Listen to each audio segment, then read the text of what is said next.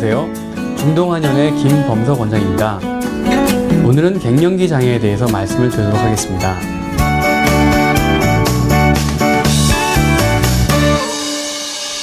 여성은 초경으로부터 약 35년간 월경을 하게 됩니다. 때로는 불편하고 힘들기까지 하던 월경이 멈추게 되면 어떨까요? 물론 생리가 멈춘다고 어느 날 갑자기 안 나오는 것은 아닙니다. 서서히 생리량도 감소하고 생리를 거르기도 하고 열이 오르고 식은땀이 난다든지 하는 증상이 같이 나타나면서 생리가 없어지게 되는 것이죠.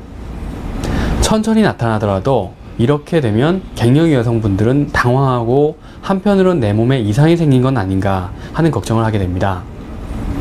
물론 이 과정을 쉽게 적응하고 넘어가는 사람도 있지만 아주 고통스럽게 지나가는 여성분들이 많습니다. 변화가 너무 급격했거나 또는 적응 능력이 떨어져 있는 사람들은 일종의 적응 장애를 겪게 되는데 이를 갱년기 장애라고 합니다. 최근에는 생리가 끊겼다는 말보다 생리가 이제 완성되었다 라고 해서 완경이라고 표현을 하기도 합니다. 이 표현이 여성이 자식을 낳아 기르는 역할을 이제 마치고 성숙해졌다, 고생하고 참 수고했다 라는 의미로 다가와서 월경이 막혔다는 말보다는 훨씬 나아 보입니다. 여러분도 그러시는지요? 폐경보다는 완경이라고 표현합시다.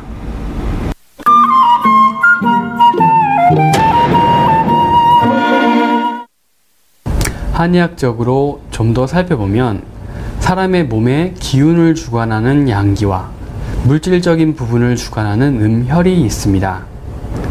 예를 들어 여성의 몸에 있어서 양기는 불, 음혈을 물로 생각해보면 좋겠습니다. 그리고 몸은 이 두 가지가 어우러져 있는 솥단지라고 생각해보죠. 몸이 솥단지이면 아래에서 따뜻하게 양기가 불을 지펴서 솥단지 안에 물인 음혈이 순환할 수 있게 해줍니다. 아래에서 덮여진 물이 위로 올라오고 또 위에서 식어진 물이 아래로 순환하게 됩니다. 파릇파릇하고 뛰어다니기를 좋아하는 청소년기는 양기인 불이 많고 또한 음혈인 물도 많아서 크게 뜨거워지지 않고 열이 골고루 잘 대류를 합니다.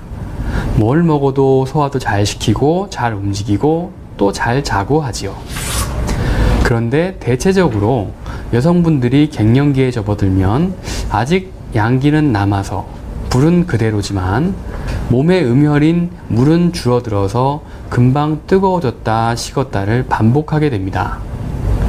이 음혈이 줄어든 것은 생리량 감소에서도 볼 수 있지요.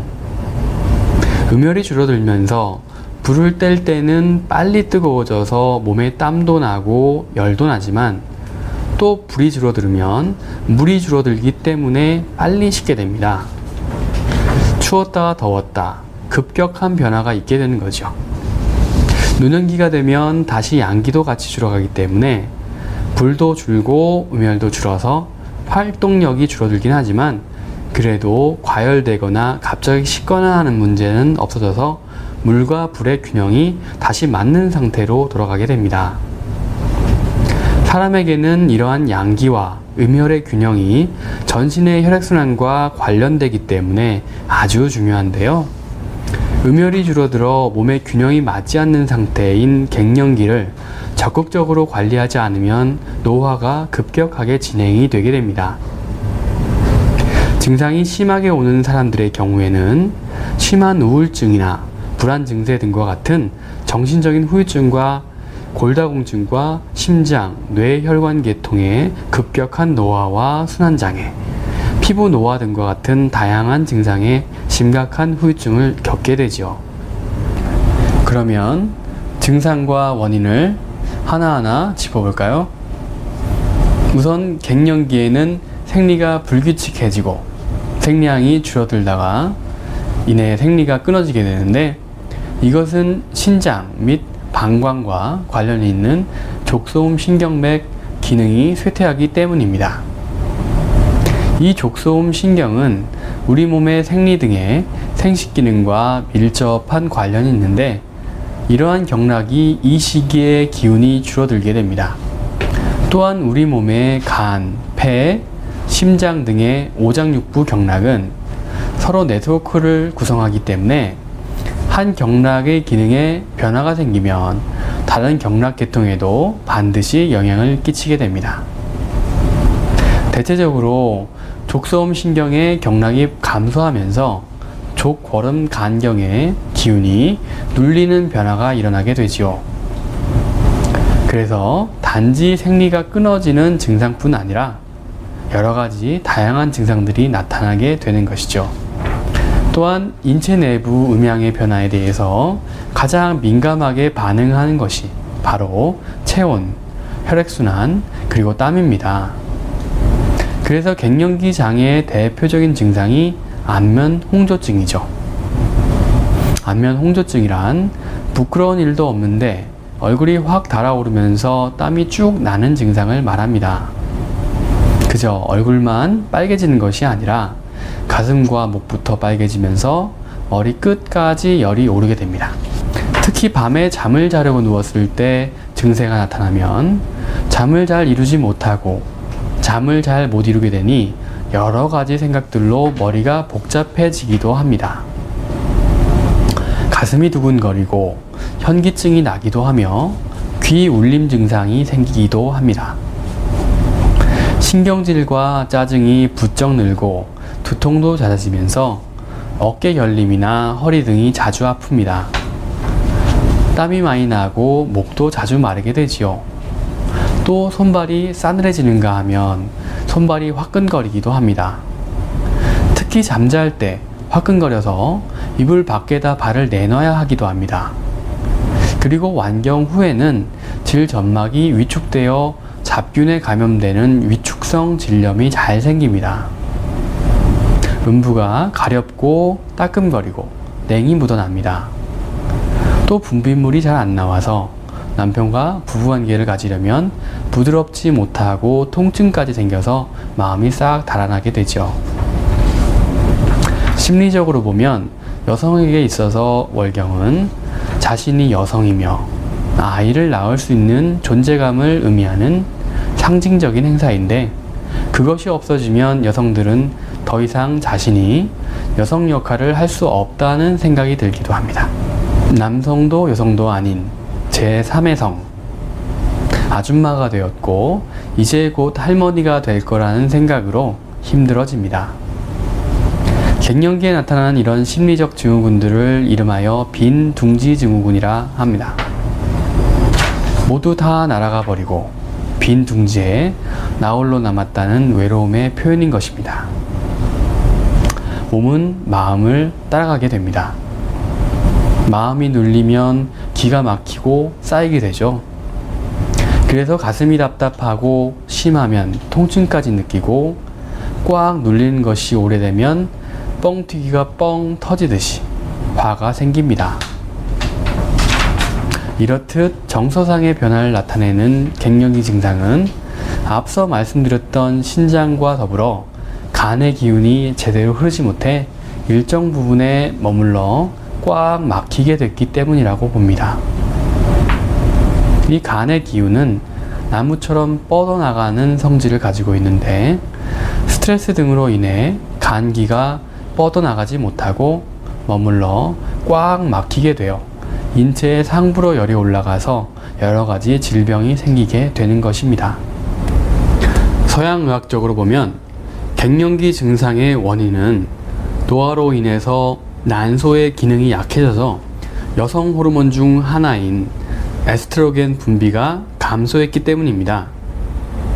이 시기에는 월경은 계속되더라도 무배란 월경이 발생하기도 하고, 난소나 자궁을 절제한 경우는 평균 연령보다 빨리 갱년기 증상이 나타나기도 합니다. 단순하게 생각해서 호르몬이 부족해서 생리가 없어졌다고 다시 생리를 하게끔 호르몬을 넣어주는 것은 정말 잘못된 생각입니다.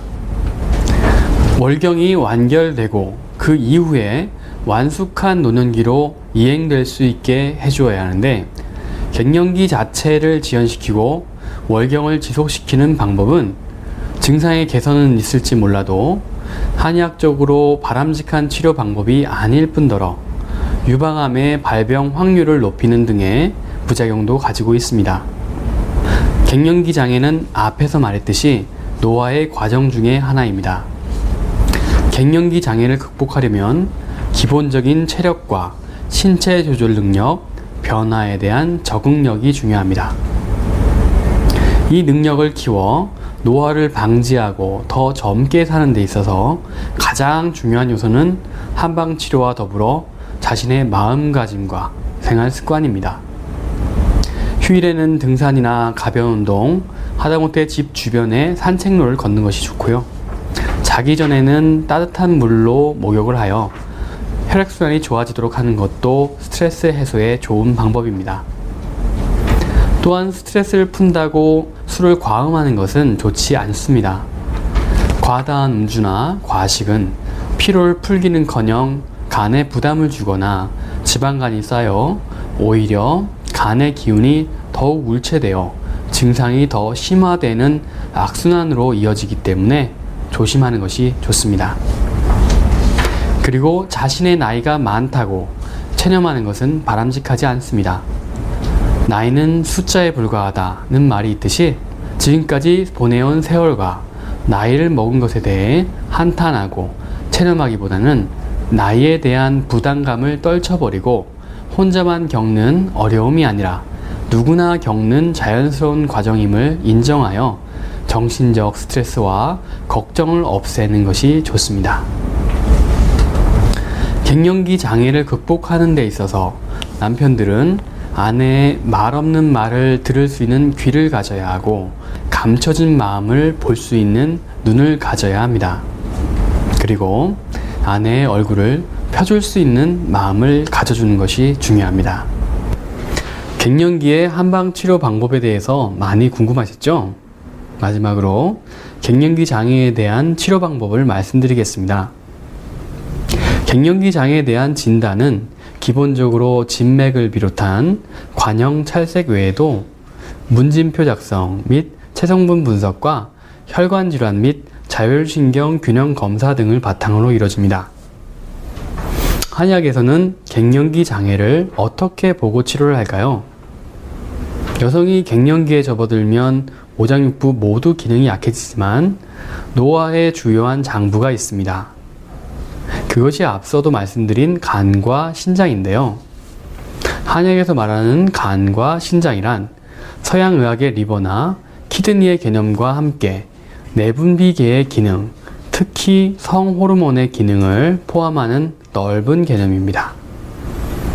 그러한 간의 기혈이 부족하여 생긴 병이라 일컫는 간허와 신허의 상태를 기본적으로 나타내면서 사람에 따라 원래 약했던 장기나 신체 부위와 관련된 증상이 집중적으로 나타나게 됩니다. 따라서 한방치료요법은 신체의 불균형 조절에 중점을 두고 치료를 합니다.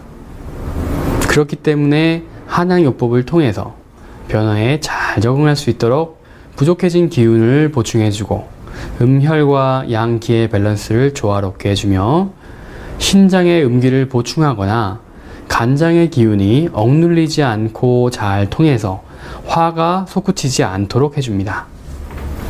한의사가 정성껏 처방한 한약치료는 증상과 체질에 따라 처방되기 때문에 여성 호르몬 요법이 유발하는 체중 증가, 유방암 발병률의 증가 등의 걱정이 없는 장점과 함께 신체의 다양한 불균형 증상을 부드럽게 조절합니다.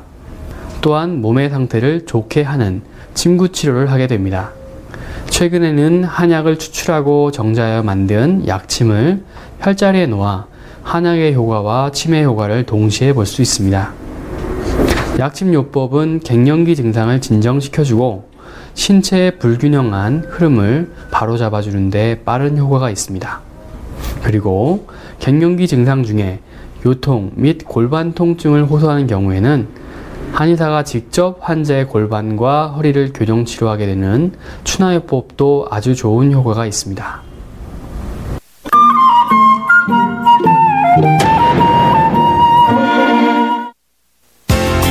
갱년기 장애와 같이 증상이 여러 가지 동반되는 경우에는 한방치료의 특성상 원인이 복합적인 증후군의 치료에도 매우 효과적이고 여러 질환이나 질병이 겹쳐 나타난 경우에도 좋은 치료 효과를 나타내므로 그대로 방치하지 마시고 한의원을 내원하셔서 전문 한의사에게 진찰과 상담을 받아보고 치료를 하는 것이 좋습니다.